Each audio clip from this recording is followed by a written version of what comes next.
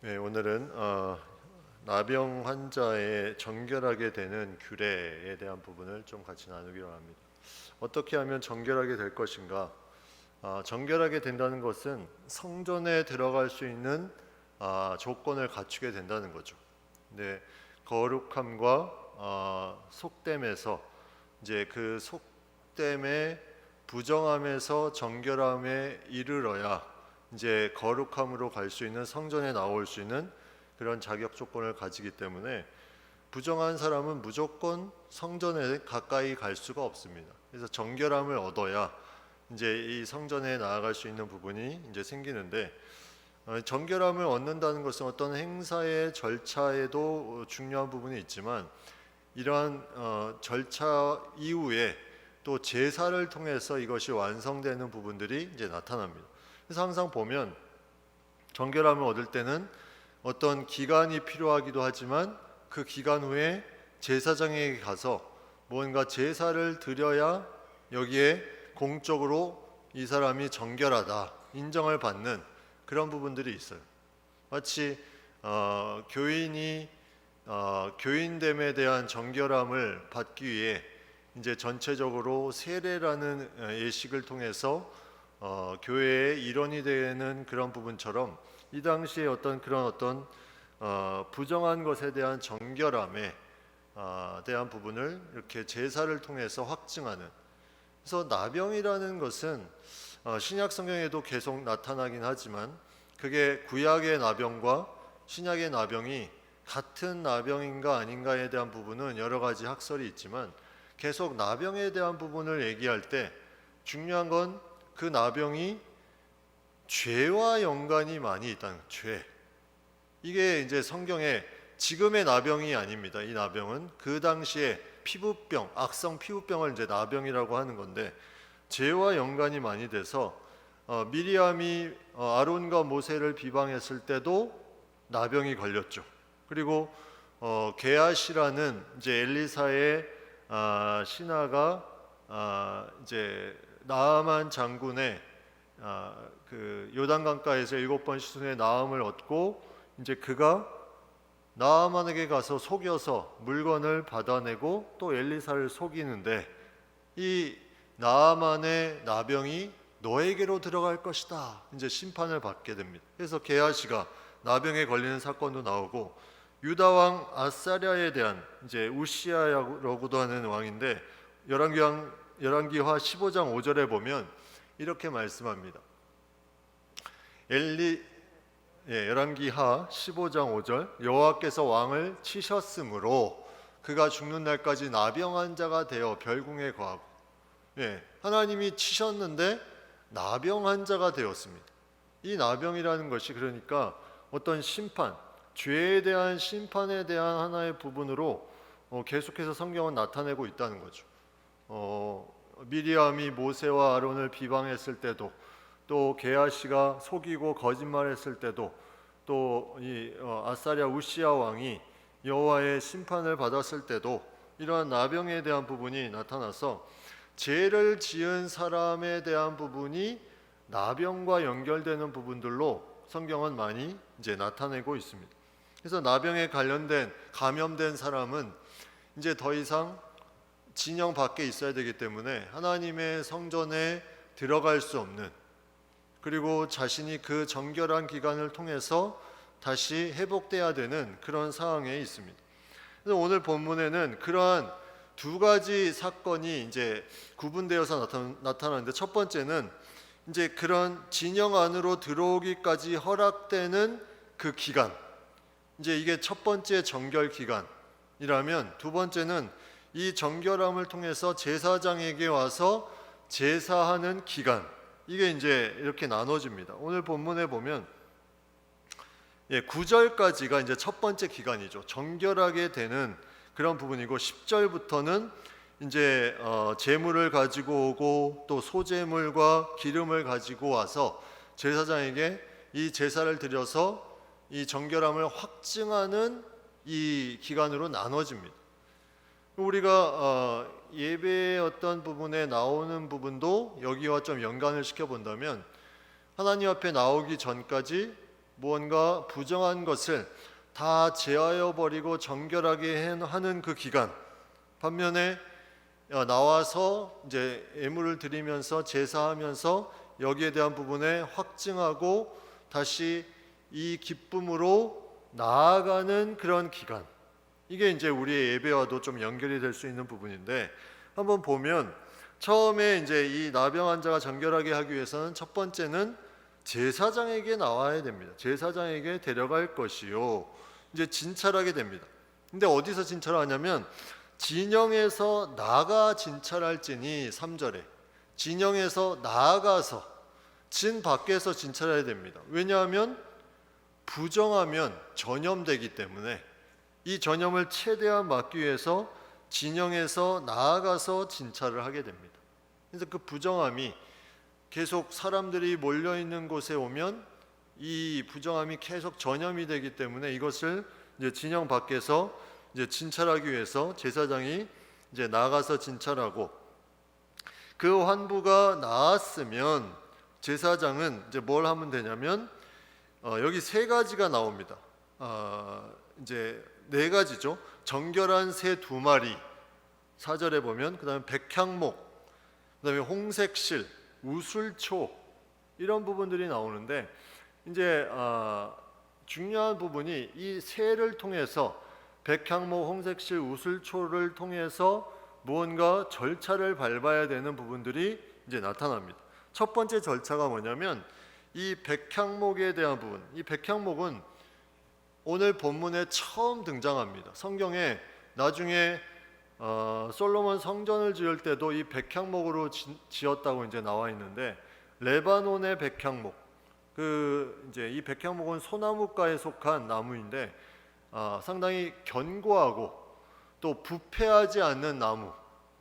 그래서 이런 정결함의 중요한 표징이 되는, 왜냐하면 부정한 것이 더 이상 부패하지 않는 부분으로 이제 사용되어야 되기 때문에 이 백향목을 가지고 옵니다.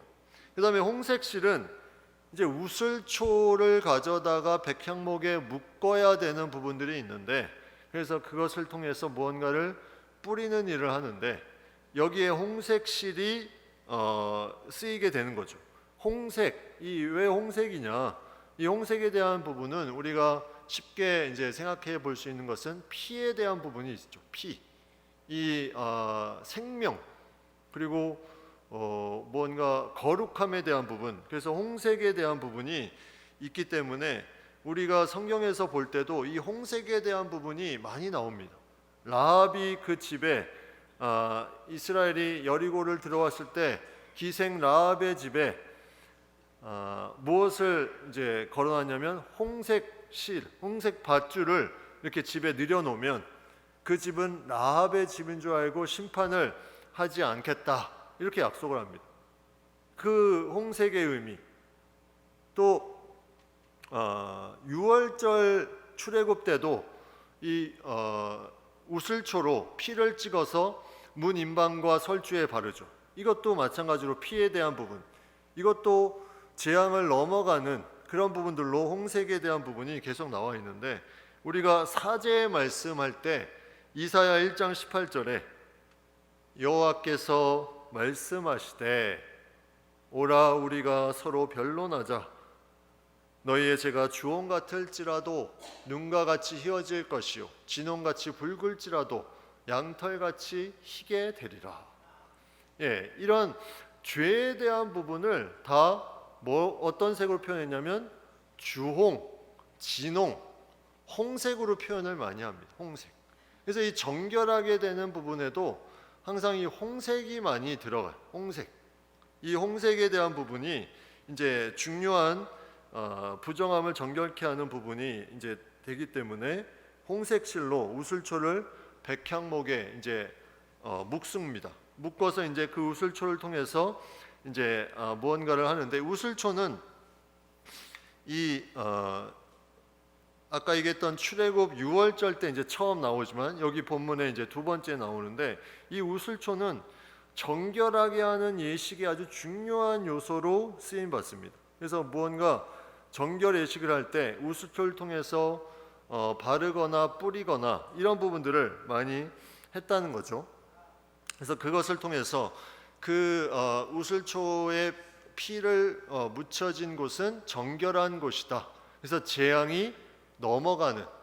그래서 이 세 가지는 백향목, 우슬초, 홍색실은 이제 14장 그 뒤에도 나오고 계속 나옵니다. 저 뒤에 보면 51절에 보면 거기는 이제 집에 생기는 곰팡이를 정결하게 하는 부분인데, 뒤에 51절에 보면 거기도 백향목, 우슬초, 홍색실과 살아있는 새를 가져다가 똑같이 이제 절차를 밟는 것을 보면 이 당시에 이스라엘 사람들에게는 이러한 재료들이 중요한 의미로 다가왔기 때문에 이걸 통해서 정결함을 행했음을 우리가 보게 됩니다.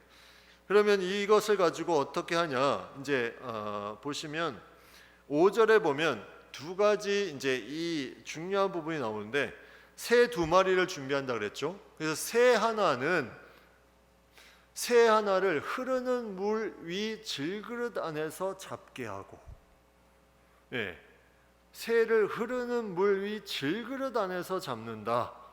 이거는 우리가 언어를 봐야 이제 히브리어 언어를 봐야 이제 이걸 명확하게 알 수 있는데, 흐르는 물 위 질그릇이라는 것은 시냇물이 졸졸졸졸 흐르는 그 물가에 가서 거기서 새를 잡는 것이 아니라, 이 흐르는 물은 생수를 말합니다. 생수. 다시 말하면 생명이 있는 물, 실제로 흐르는 물이 아니라 이렇게 물이 있는데, 그릇에 물이 있는데 질그릇 안에 그 물이 더럽혀진 물이 아니라 생명이 있는 물, 그 물 안에서 이제 새를 잡는 겁니다.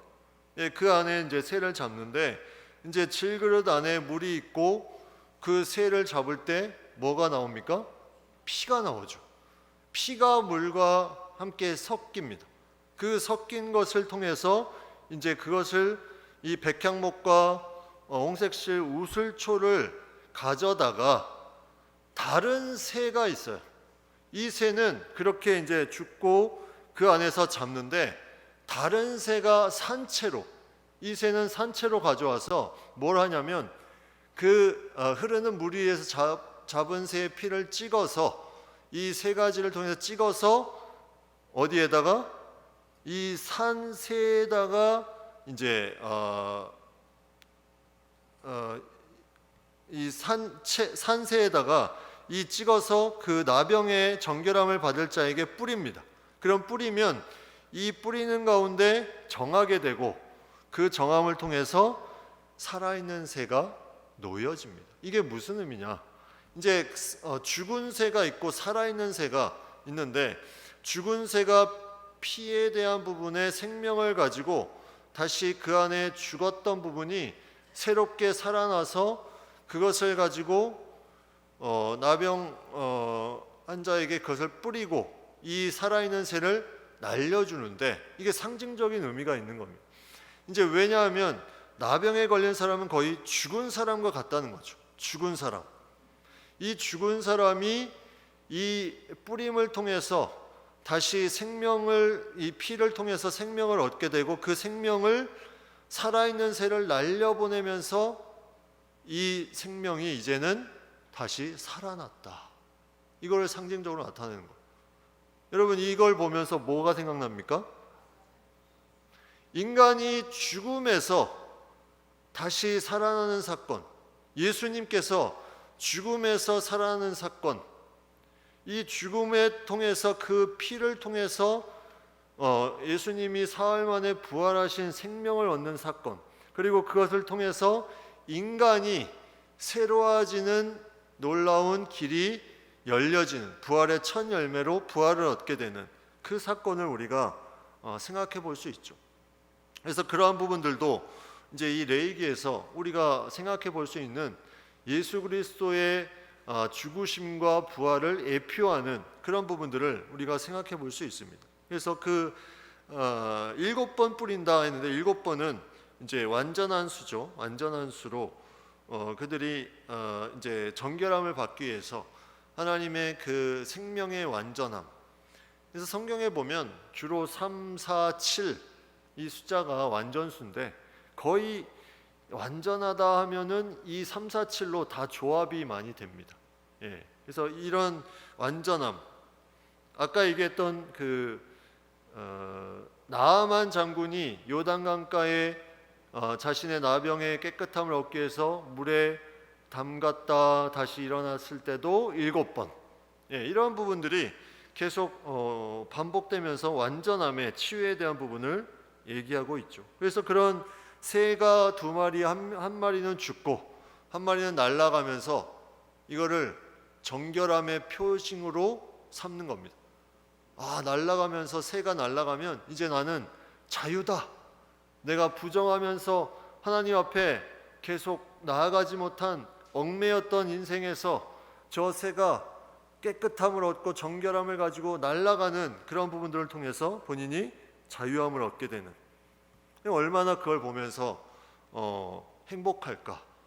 이제 나병으로 막 억눌려 있던 삶에서 그것을 보는 순간에 자신이 다시 자유할 수 있고 성전에 들어갔다 나왔다 할 수 있는 그 자격이 다시 부여가 되는 거죠. 자, 이걸 하기 위해서 이제 새가 놓여진 다음에 그 정결함을 받는 자가 또 해야 되는 부분이 있는데 8절에 보면 이제는 뭘 해야 되냐면 그런 예식을 거쳐서 옷을 빨고 모든 털을 밀고 물로 몸을 씻을 것이라. 그리하면 정하리니 그 후에 진영에 들어올 것이나 그 전에 7일 1회를 장막 밖에, 진영 밖에 머무르러야 된다. 왜 그럴까요? 7일이라는 시간을 또 보냅니다. 이 보내는 날에 다시 그가 정결함을 받은 자로 성전에 나아가기까지 준비되는 그런 시간이, 그때 하는 게 뭐냐면 옷을 빨고 모든 털을 밀고, 부정했기 때문에 몸에 있는 모든 것을 다 제거하고 물로 몸을 씻을 것이라. 여기 9절에 보면 한 번 더 합니다. 7째 날에 그는 모든 털을 밀되 다 이렇게 하라 하고 이제 7째 날에 한 번 더 이것을 하게 되는 거죠. 그래서 2번을 반복해서 이걸 합니다. 하나님의 전에 들어가는 것이 너무나 중요하기 때문에 그 준비 기간에 자신의 모든 온몸을 깨끗하게 하고 모든 것을 정제시키고 나아가는 것, 이걸 2번씩이나 한다는 거죠. 우리가 예배를 드릴 때 이러한 부정한 것을 다 제거하고 오느냐, 아니면 부정한 것을 다 싸고 오느냐, 예배를 방해하는 많은 것들이 우리에게 있죠.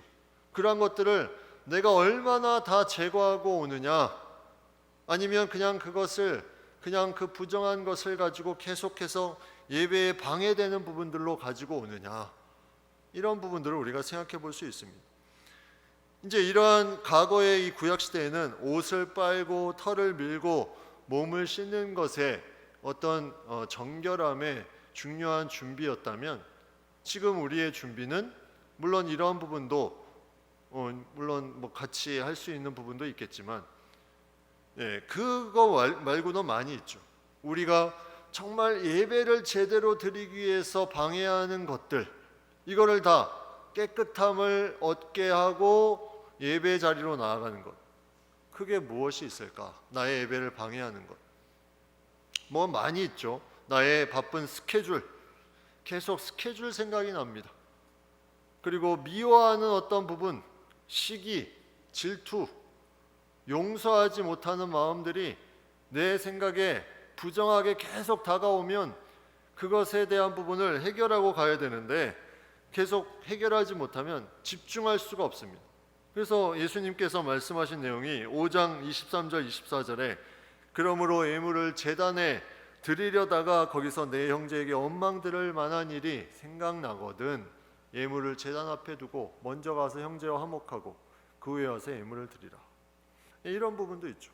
우리가 스마트폰도 마찬가지. 스마트폰 계속 스마트폰을 이제 손에 쥐고 있는 이 예배의 자리, 성령의 감동을 받아야 되는 자리인데 폰의 진동을 받는 해서 집중이 안 되는 그런 부분들이 너무나 많잖아요.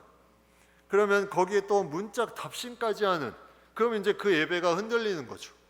그래서 우리가 이 폰에 대한 부분도 사실 좀 엄밀하게 따지면 다 두고 나와요. 두고 끄고 나와든지.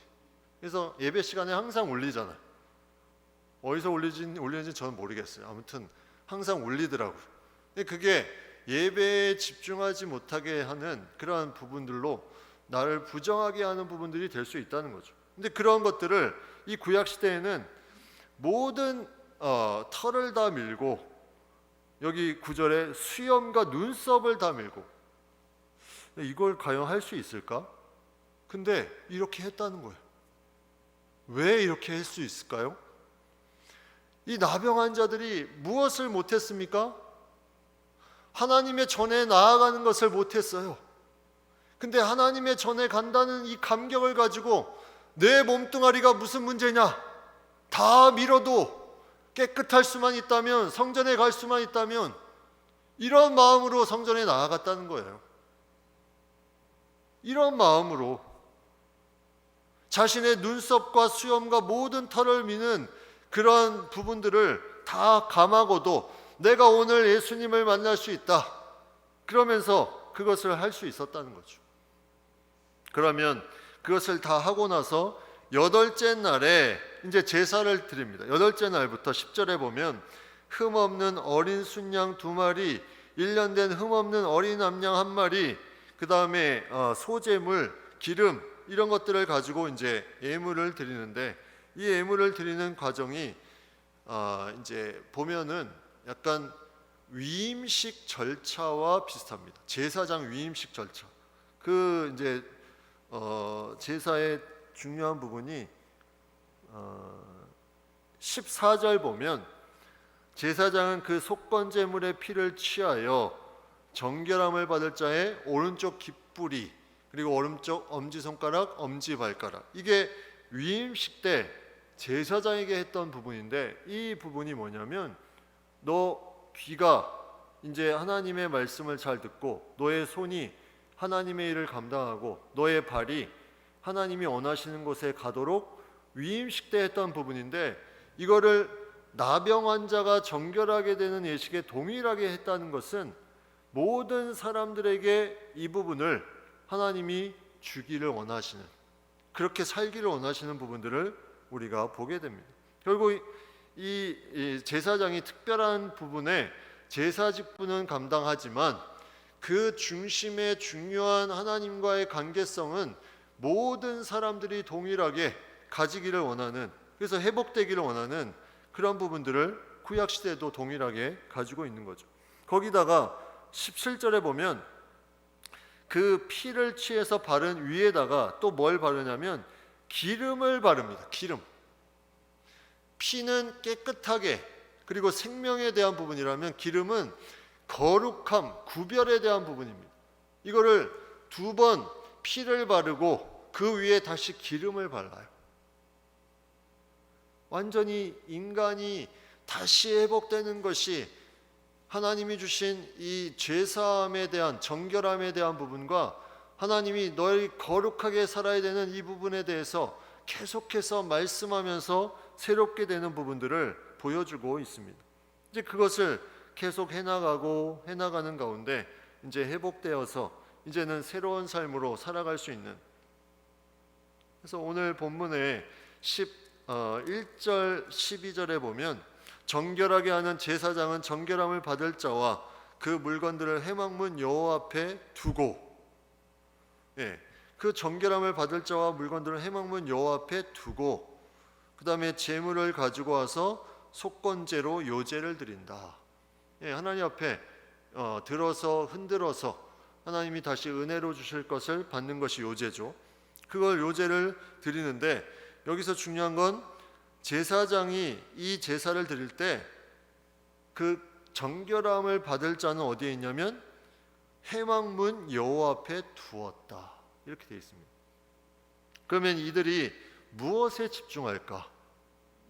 어디에 집중할까요? 이 제사 드리는 것에 집중하며 나아갑니다.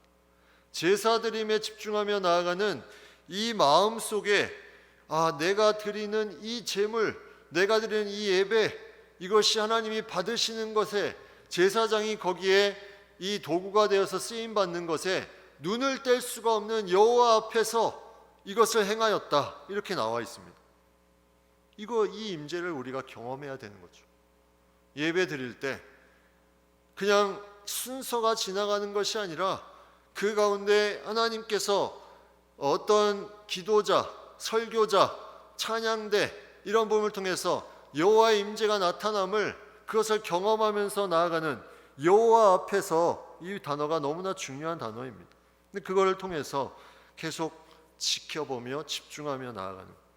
근데 거기에 이제 모든 절차들이 속번제, 그 다음에 속죄제, 번제, 이렇게 제물들이 이제 드려지고, 소제까지 화목제 빼고는 다 제사를 드리게 되는 부분입니다. 그래서 그런 제사 앞에 계속해서 나아가는 백성들, 그리고 뒤에 21절부터 보시면 거기는 똑같은 내용인데 이제 가난한 자에 대한 부분에 하나님의 배려가 나와 있습니다.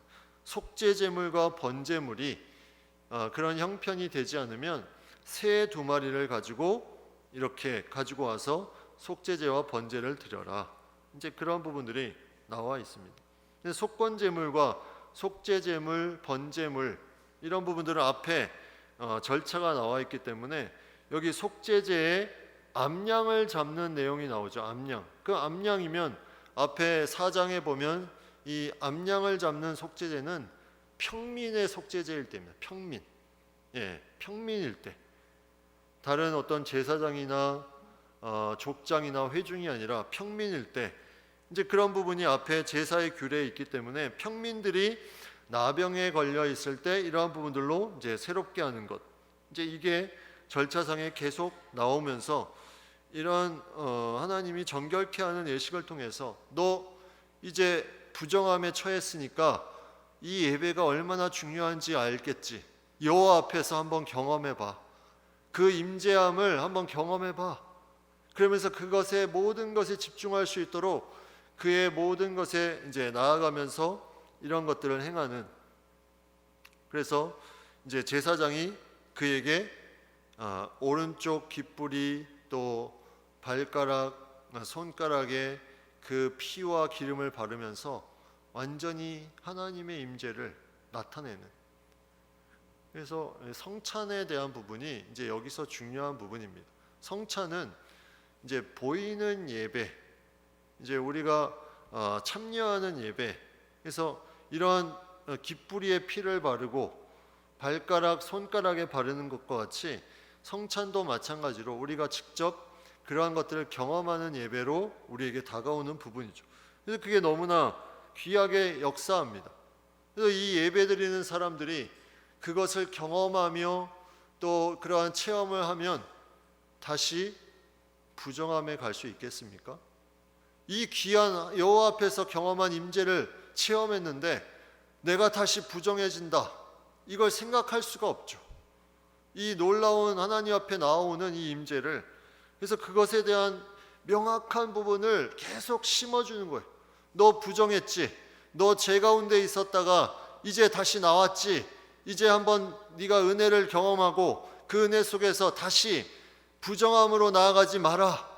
여기에 대한 강한 메시지를 이 레위기 말씀을 해서 우리에게 주고 있는 거예요. 우리는 이런 부분들을 생각할 때 우리의 예배에 대한 모습을 한번 살펴봐야 됩니다. 7일 동안 준비합니다. 마치 우리가 7일 만에 다시 예배 자리에 나오는 것처럼 그런 준비 기간에 예배를 통해서 파송을 받는 거죠.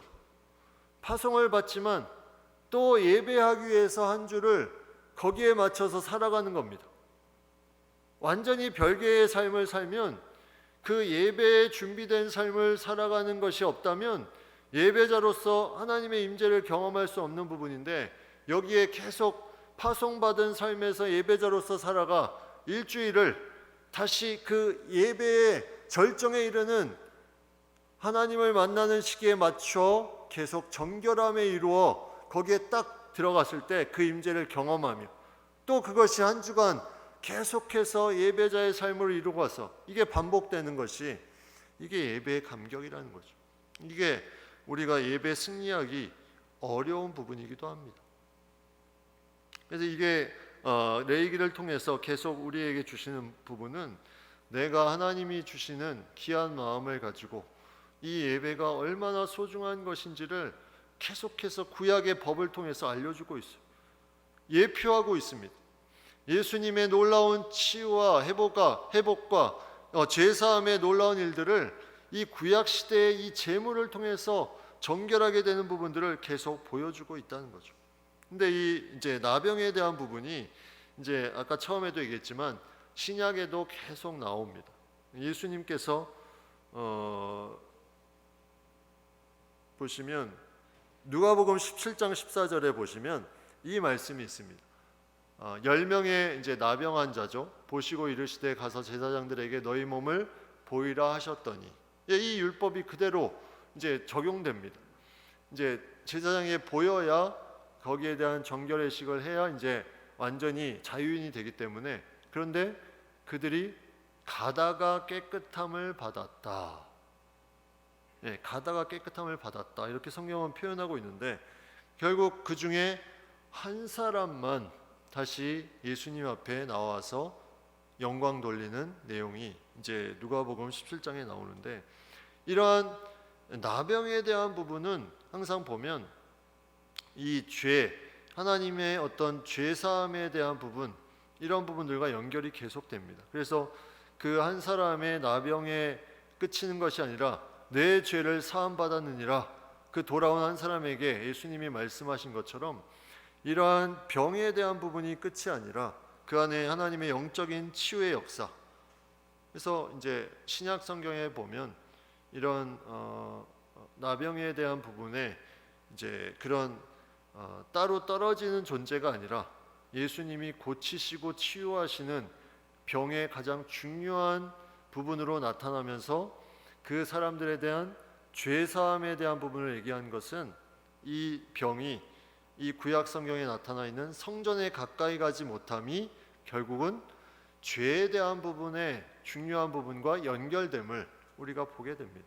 그래서 그런 부분들로 계속 말씀을 우리가 레위기를 통해서 내가 어떠한 예배자의 삶을 살아가야 되나 그런 부분들을 우리가 생각하며 또 거기에 중점적으로 준비할 수 있는 부분이 있다면 우리가 예배의 은혜를 더 많이 누릴 수 있음을 우리가 생각해 보게 됩니다.